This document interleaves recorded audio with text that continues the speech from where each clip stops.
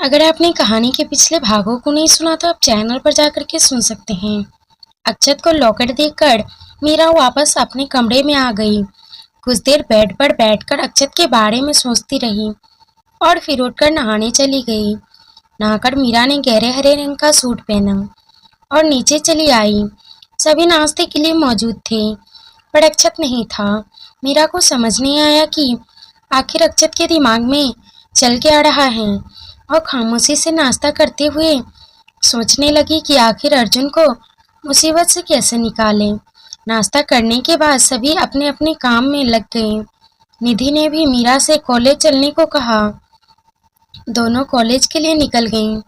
Class में मीरा का ध्यान न होने की वजह से आज पहली बार प्रोफेसर ने उसे क्लास से बाहर जाने को कहा। मीरा उठकर बाहर आ गई। वो खुद भी नहीं समझ पा रही थी कि उसके साथ ये क्यों हो रहा है। अक्षत को देखने का, उससे बात करने का उसका बहुत दिल हो रहा था, लेकिन वह कुछ नहीं कर सकती थी। मीरा अपनी बुक्स हाथ में लिए उठाए कॉरिडोर में घूमती रही और फिर कैंटीन की ओर चली आई। जैसे ही चलते हुए वह अपनी दाईं तरफ मुड़ी, उसका दिल धड़क उठा। सामने अक्षत खड़ा किसी से फोन पर बात कर रहा था। अक्षत को कॉलेज में देखकर मीरा को हैरानी भी हो रही थी और खुशी भी। दीवार की ओर से वह छुपकर अक्षत को देखने लगी। जैसे ही अक्षत ने उसकी ओर देखा, मीरा दीवार के पीछे हो गई। उसका दिल अभी भी उतनी ही तेजी से धड़क रहा था। अक्षत ने उसे देख लिया होता तो वह उसे छुपकर देखने का मौका गवा देती। मीरा ने अपने दिल को शांत किया और एक बार फिर हल्की सी गर्दन झुकाकर अक्षत को देखने लगी।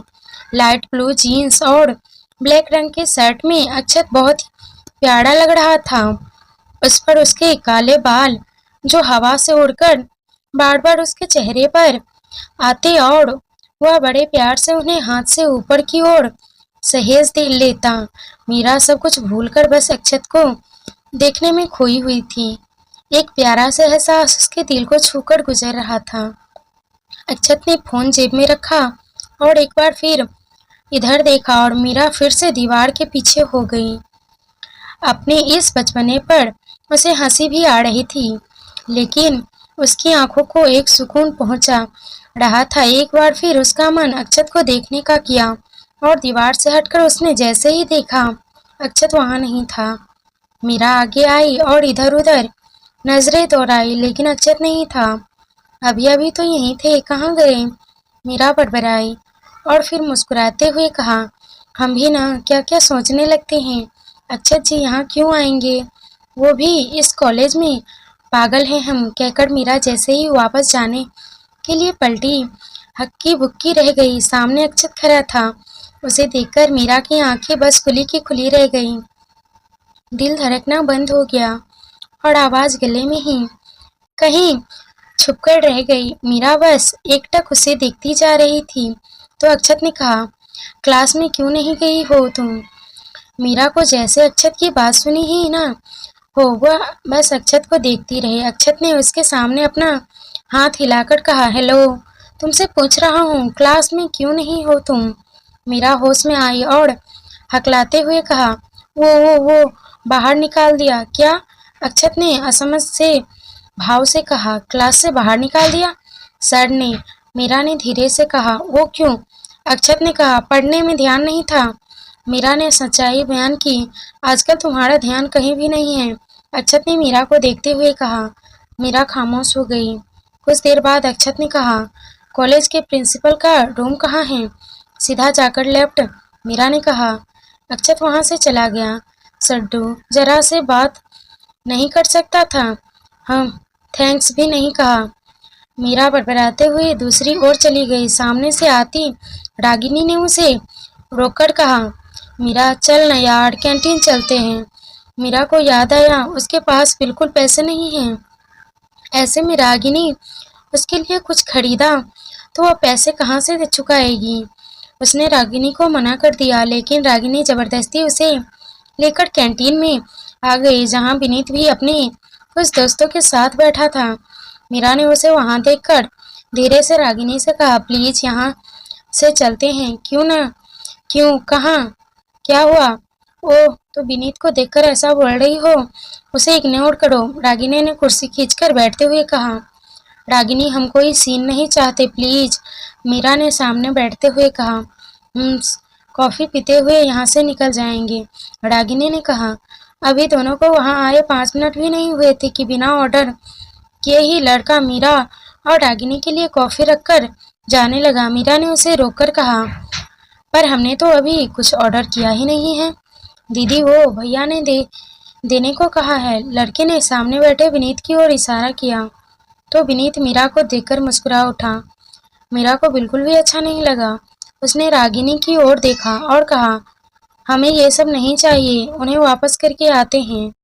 मीरा, इट्स ओके, अब उसने ऑर्डर कर दिया तो पी लेते हैं ना, रागिनी ने कहा। नहीं रागिनी, हम नहीं पी सकते, कहते हुए मीरा उठी और दोनों कप उठाकर विनीत की ओर बढ़ गई।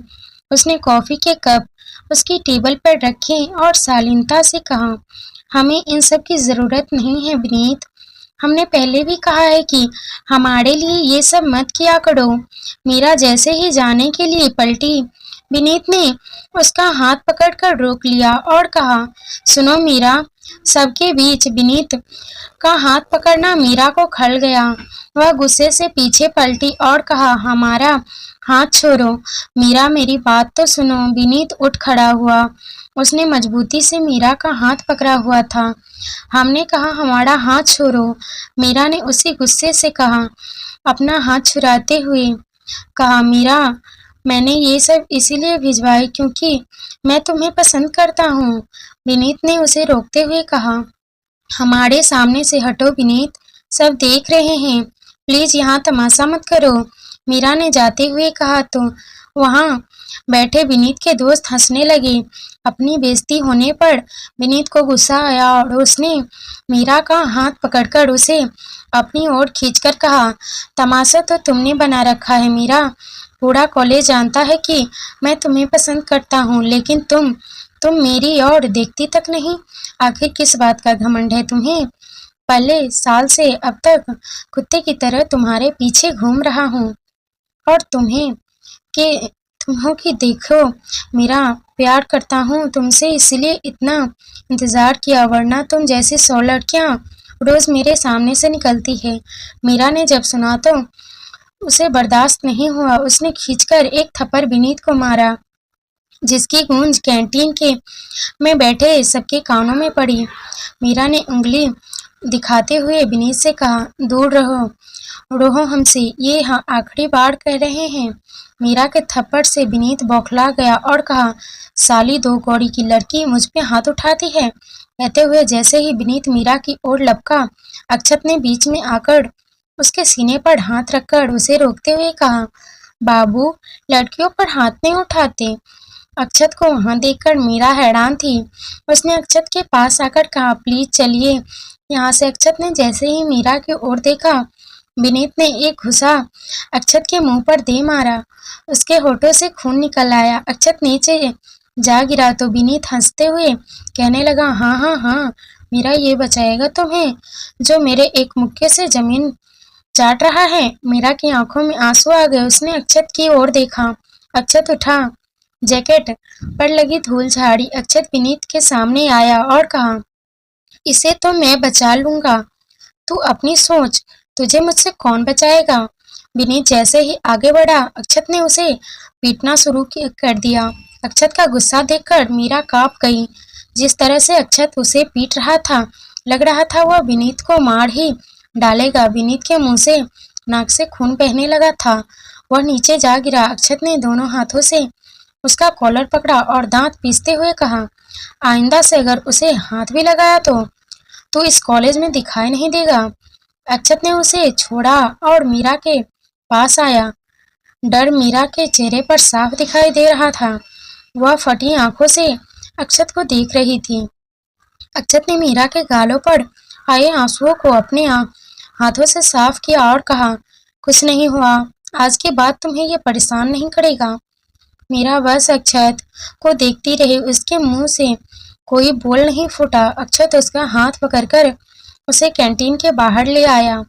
विनीत के दोस्तों ने उसे संभाला। चूंकि गलती विनीत की थी, इसलिए ये बात कैंटीन तक ही सीमित रखना सही समझा। कैंटीन से बाहर आकर अक्षत मीरा का हाथ छोड़ दिया और कहा, बी स्ट्रांग। इसके जैसे लोग तुम जिंदगी में बहुत मिलेंगे, उनसे सामना करना सीखो ताकि किसी की मदद की जरूरत ना पड़े। मीरा को जैसे अक्षत की आवाज सुनाई ही नहीं दे रही थी। उसका ध्यान तो अक्षत के होठों पर लगी चोट पर था। मीरा ने अपने दुपट्टे के किनारे को फाड़कर अक्षत की होठों की ओर बढ़ाया तो अक्षत ने पीछे हटते हुए कहा, क्या कर रही हो? सब देख रहे हैं। मीरा ने देखा, वहां आसपास के लोग उन दोनों को ही देख रहे थे। मीरा ने अक्षत का हाथ पकड़ा और उसे साइड में लेकर आई। यहाँ कोई नहीं था। मीरा ने अक्षत के होठों पर लगा खून साफ किया। ये करते हुए उसे अक्षत का दर्द महसूस हो रहा था। अक्षत ने अपनी आंखें बंद कर ली।